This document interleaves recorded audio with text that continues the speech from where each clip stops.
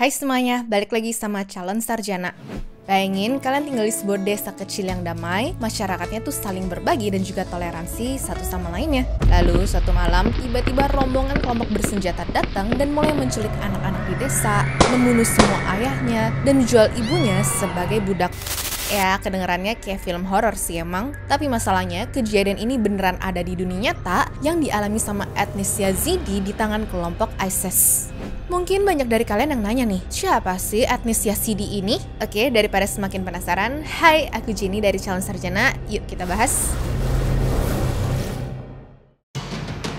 Genosida etnis Yazidi. Sekarang kita balik dulu ya ke tahun 2014, waktu dimana pertama kali ISIS tuh benar-benar muncul ke dunia.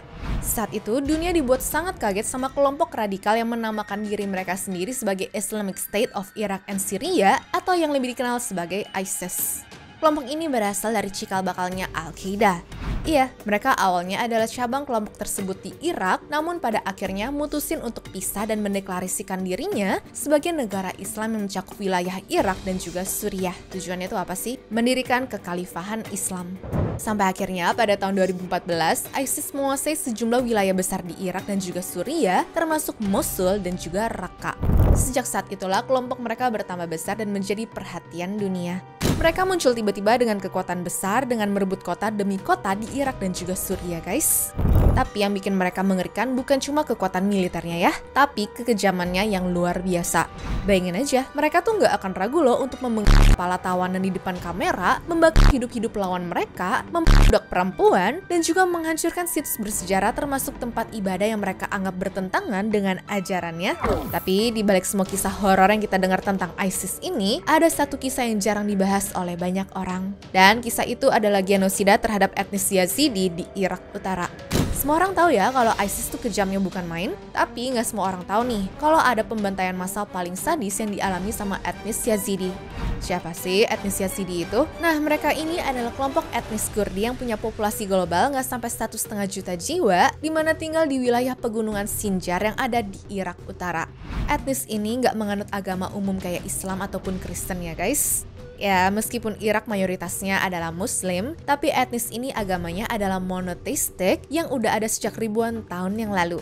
Agama mereka punya akar dari Zoroastrianisme, yang mana adalah salah satu agama tertua di dunia dari Persia kuno.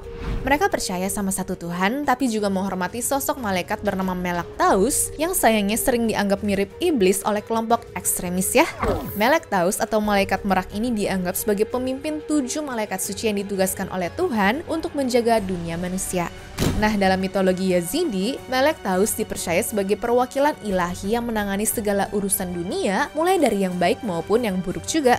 Namun, kelompok ekstremis ini menganggap kalau Melek itu adalah sosok iblis, sehingga mereka berpikir kalau orang-orang ini yang melakukan penyembahan kepada setan ya guys.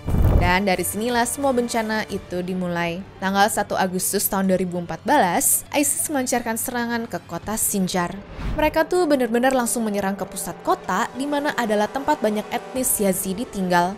Meskipun daerah itu sebenarnya nih dilindungi sama pasukan Kurdi, nyatanya mereka nggak sanggup ya menahan serangan ISIS dan juga memilih untuk mundur.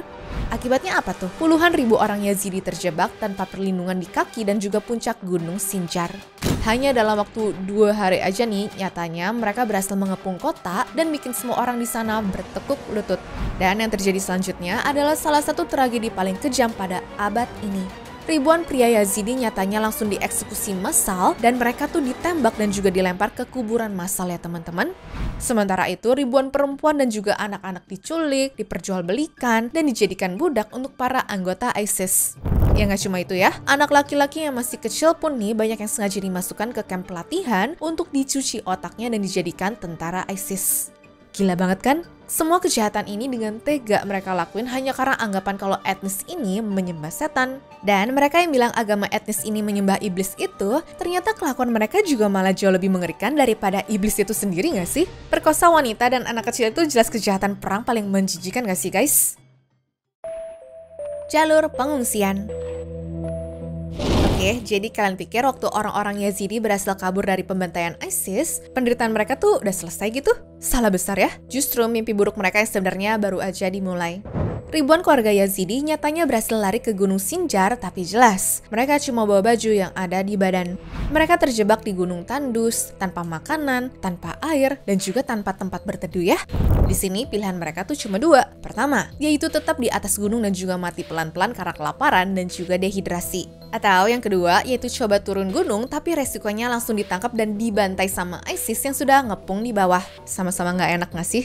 Ya sempat ada sih bantuan yang dikirim lewat udara untuk nyelamatin warga Yazidi yang terperangkap. Cuma ya tetap aja ya guys, ribuan orang udah keburu meninggal duluan sebelum bantuannya tuh datang. Jelas, krisis pengungsi Yazidi di pegunungan Sinjar ini pun jadi salah satu simbol paling menyayat hati dari kekejaman ISIS dan juga nih kegagalan dunia dalam merespons secara cepat terhadap bencana kemanusiaan. Menurut aku ya, tragedi ini bukan hanya tentang pelarian dari perang doang sih, tapi soal bertahan hidup dari neraka ya teman-teman. ISIS ini masalahnya nggak cuma mau membunuh orang Yazidi loh, mereka tuh punya tujuan yang lebih jahat, yaitu menghapus total identitas Yazidi dari muka bumi ini. Caranya gimana tuh? Nggak cuma membantai orangnya, tapi juga menghancurkan budayanya. ISIS tahu betul ya kalau untuk menghancurkan suatu kelompok sampai nggak bersisa, mereka tuh harus hancurin akar spiritual dan juga budaya kelompok itu. Makanya selain penyiksaan ke orang-orangnya, mereka juga meratakan tempat-tempat suci Yazidi, yaitu semua kuil-kuil yang sudah berdiri ratusan tahun sampai dibom rata dengan tanah.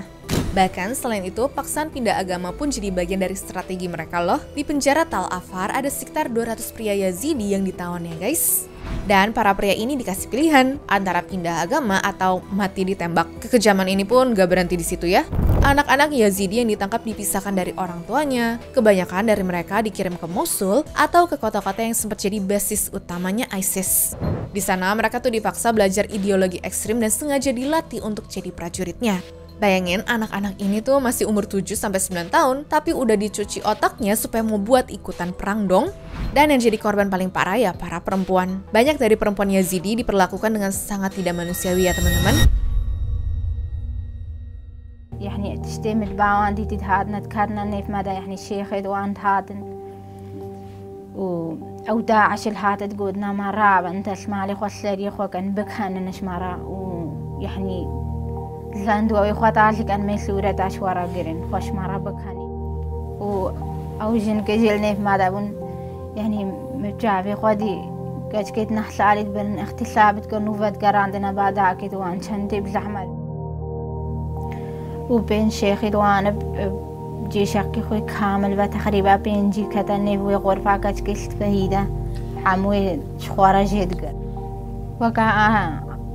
وكا محضرت كي ترمبيلا ترمبيل خواجي بكري بالعكس وكا ترمبيلة بردلي غالية بس أم هدية جون يكي قال ميربو يعني برجعي حمو أشبيبو أسلو كشخالة مكريا وهارو إيفارد حتى كتبا ماذا تيرا من مداش برقومون كافرن هون إيسدي خودي أسدهرو جاد معلوان دابو هارو إيفاري وسلام مهار دوات كير أسلبتني تشقا كي كرم خودي براسلي حاولان مختسابك براسلي معلاسة تشتكيش دسلي منها دسلو لنجيم تختكي بك هلم جكرنو أشهاد ما اختسابك.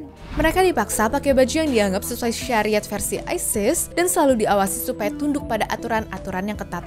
Ada banyak laporan tentang pemaksaan pernikahan, kekerasan seksual, dan juga perdagangan manusia ya.